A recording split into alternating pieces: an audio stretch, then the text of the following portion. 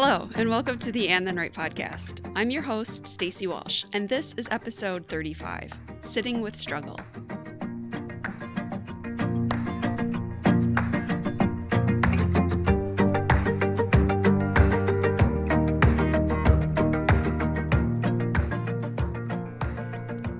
Thank you for joining me again. So, I've been back and forth about whether I was even going to release an episode this month. Part of me thought I should just skip a month and pick back up in May. What's a month, right? But then I thought, am I really going to skip out on doing a podcast episode because I'm in the middle of a dumpster fire stretch? Am I really only going to show up when things are easy, going well? I can show up in my happy pants. Here's the truth. I've never liked the phrase, the struggle bus, and yet I am on it. And not only am I on it, but there are no stops in sight, and I can't seem to get off this fucking thing. I can guess at the reasons why, though I don't think they matter very much. We recently crossed that 1-year threshold of being in pandemic mode. A year. The longest, shortest year of my life. And we recently made the decision to send our kids back to face-to-face school for the first time in nearly a year. It was a huge decision with many factors that I won't get into here.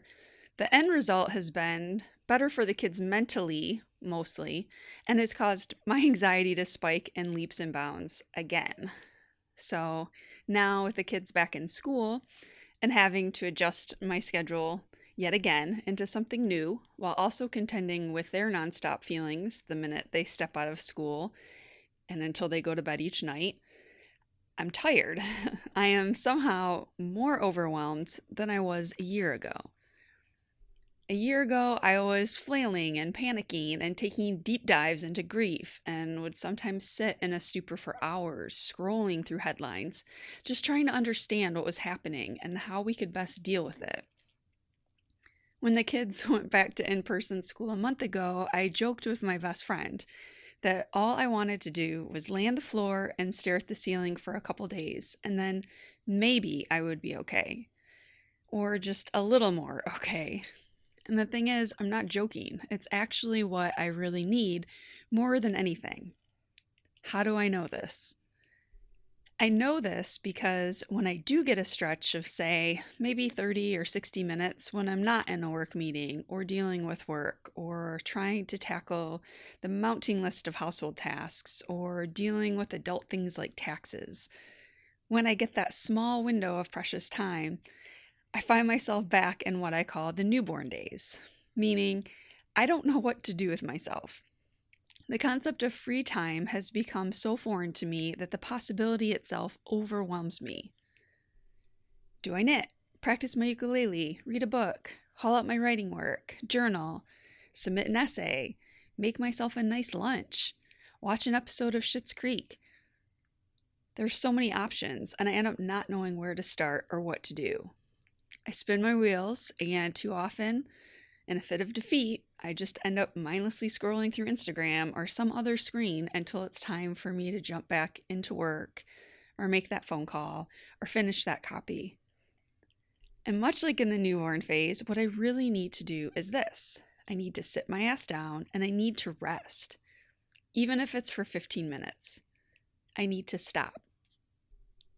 And this becomes even more apparent because when I try to stop, when I try to say, hey, body, sure, you could be doing all of these other things you want to do, things you've been missing so much because life has turned into a never-ending crazy train for the last year.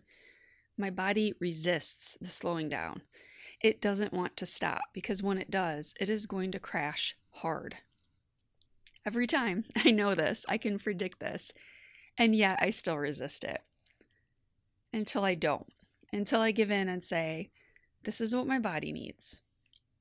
It's not productive in a culturally dictated sense of getting shit done, but it's productive because I can't keep going if I don't do it. So I've started to do that in small, very tiny little stretches. Again, sometimes one of the most frustrating things about being an adult is learning to do the things you know your body most needs over and over and over again. Okay, so the kids are back at school, and there are these tiny pockets of time that crop up in my day, and I haven't figured out how to easily switch gears back and forth, in and out of work and rest, or work and then a different type of work, the type of work that's for me.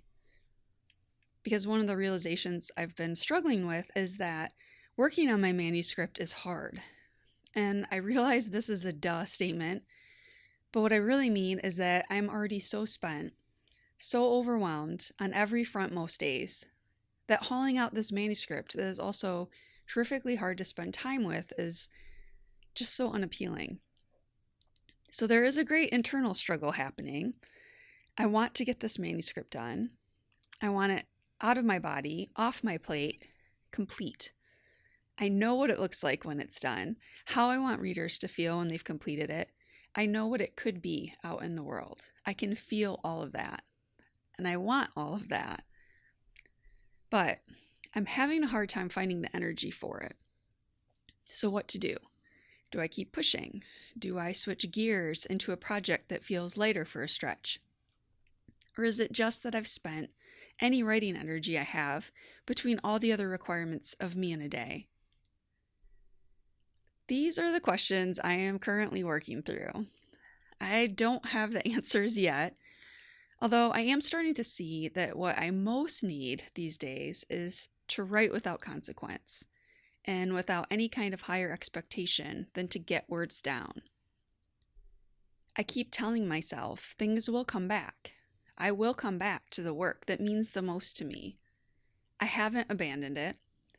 I have simply had to tend to the things that have been most pressing, and when my capacity has been used up, I'm trying to honor that. I'm trying not to be too hard on myself when I waste time on mindless, zone out type tasks at the end of the day because, no, I don't have the mental bandwidth to haul out my memoir. I do recognize that there was a time when I would have kept pushing and pushing and pushing. If I didn't push, I feared I would become stuck in whatever sucky thing was happening at that moment. And being stuck was not acceptable to me, so I continued to push. It wasn't helping. It was an unhealthy coping mechanism I'd cemented in place as a trauma response. Don't stop. Don't feel. And then I would wonder why my life would end up in flames every couple years.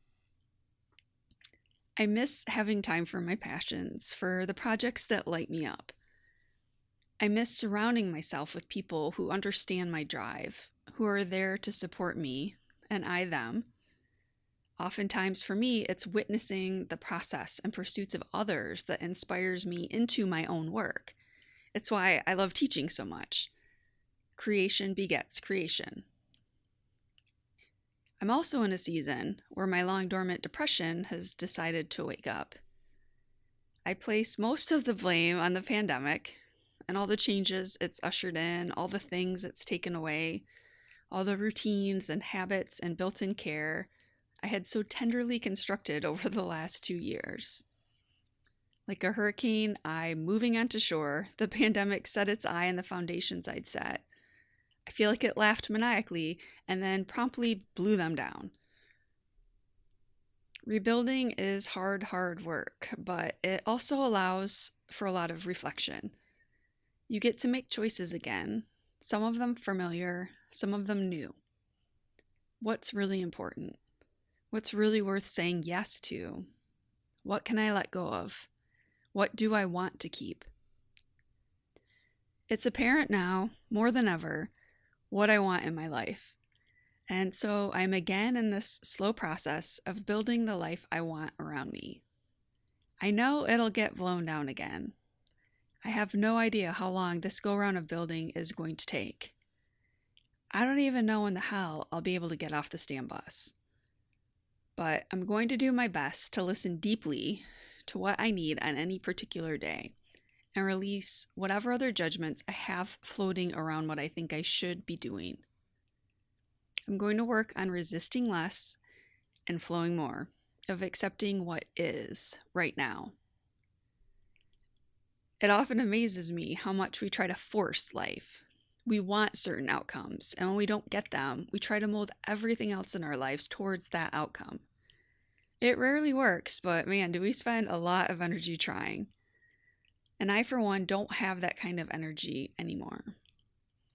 I never really did, but I'd burned through it all trying. So now I'm trying to harken back to the age-old and annoying advice of when the baby sleeps, you sleep.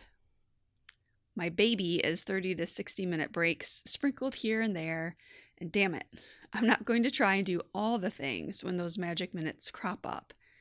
I'm going to sit on the struggle bus, rest, and wait for my stop, because it's coming. So now it's your turn. How do you ride out a stretch when you have zero energy for your own creative pursuits? How do you refrain from getting stuck? If you're comfortable sharing your responses with the group, head on over to the Facebook page and then write and give it a follow. If you'd rather message me directly, feel free to email me at andthenwrite@gmail.com. To listen to previous podcast episodes or to sign up for my newsletter, please visit andthenwrite.com. Thank you for listening today. I hope you'll join me again in a few weeks for episode 36.